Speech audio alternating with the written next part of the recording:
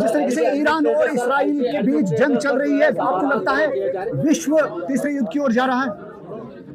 Iran और Israel के बीच पे जिस तरीके से जी सर, अल्लाह ताला इसराइल को ईरान को हौसला अकल दे और बुश को भी अकल दे कि वो ट्रंप जो है वो इसके बजाय अमन की बात करे।